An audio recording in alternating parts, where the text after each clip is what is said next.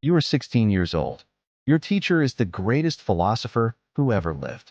He teaches you philosophy, science, medicine, and the art of war. His name is Aristotle, and he tells you that you are destined for greatness. But greatness doesn't come easy. By the time you are 20, your father is dead, your enemies are circling, and an entire empire is waiting for you to fail. You don't fail. You conquer the entire known world in just 13 years. This is not a story about luck. This is your life as Alexander the Great.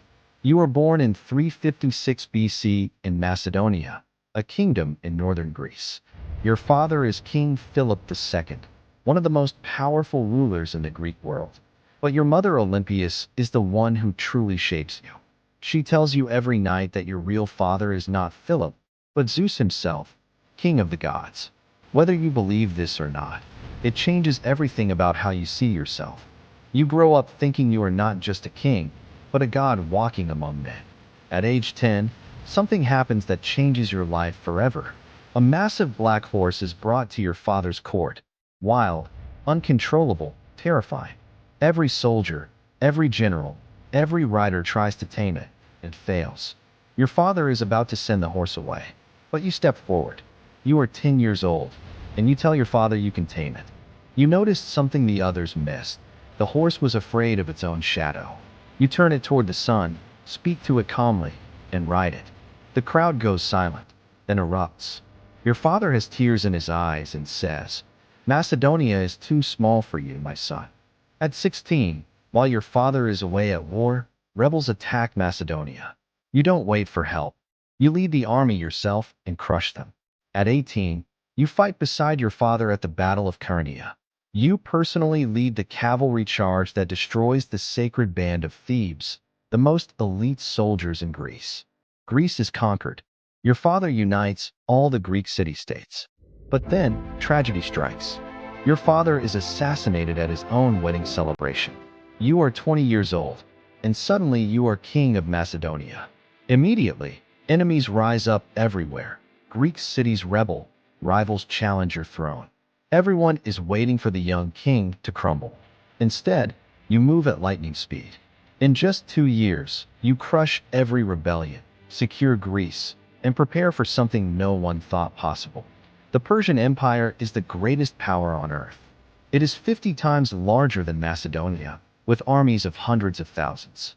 The Persian king Darius III has never lost a battle. He commands the most powerful military force in the known world. You cross into Persian territory with just 35,000 soldiers. Everyone thinks you are walking into your own death. The first major battle is at the Granicus River. The Persian cavalry is waiting for you on the other side. Your generals beg you to wait. The crossing is too dangerous. You lead the charge yourself, straight into the Persian lines. A Persian soldier nearly kills you. His sword slices your helmet. Another general saves your life at the last second. But you win. The entire Western Persian Empire falls in one battle. Darius now comes himself with 100,000 soldiers at the Battle of Issus. Your army has only 40,000. You do the unthinkable. You charge directly at Darius himself. Not his army, the king himself. Darius panics and flees, abandoning his army, his mother, his wife, and his children. The most powerful king on earth runs from a 24-year-old.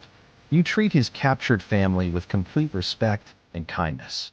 Darius's own mother eventually comes to love you like a son.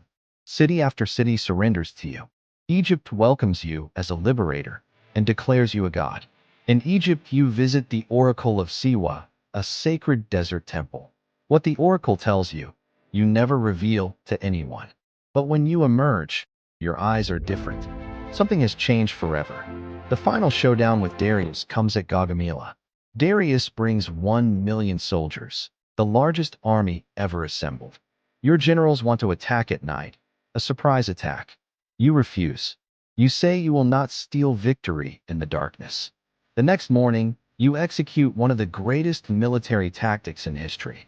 You personally lead the charge and split the Persian line in half. Darius flees again, and this time he is murdered by his own generals. The Persian Empire is yours. You cover Darius with your own royal cloak. Even your greatest enemy deserves dignity in death. You push further east than any Greek has ever gone.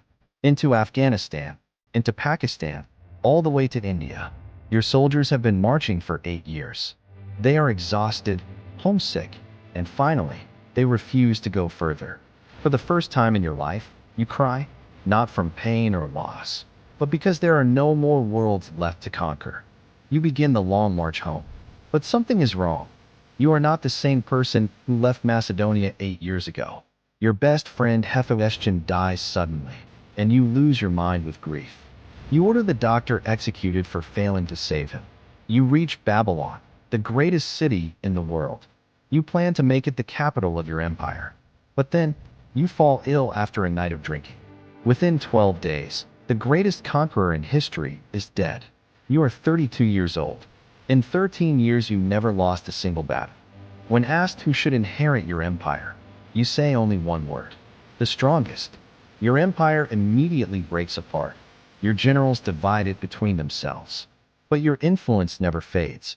You founded over 70 cities across 3 continents, all named Alexandria. They became the greatest centers of knowledge in the ancient world. The Library of Alexandria became the greatest repository of human knowledge ever built. Because of you, Greek culture spread from Europe to India. Julius Caesar wept when he saw your statue, because at your age he had done nothing. Napoleon studied your tactics obsessively his entire life. 2,300 years later, military academies still teach your battles. Your tactics are still used today. The boy who tamed the untamable horse at age 10. The king who made the world too small for him. Alexander the Great, dead at 32, unconquered until his last breath. If you made it this far, you already know history is the greatest story ever told. Subscribe for more lives you never knew you could live. Next week, your life as Julius Caesar, the man who turned Rome from a republic into an empire and paid for it with his life.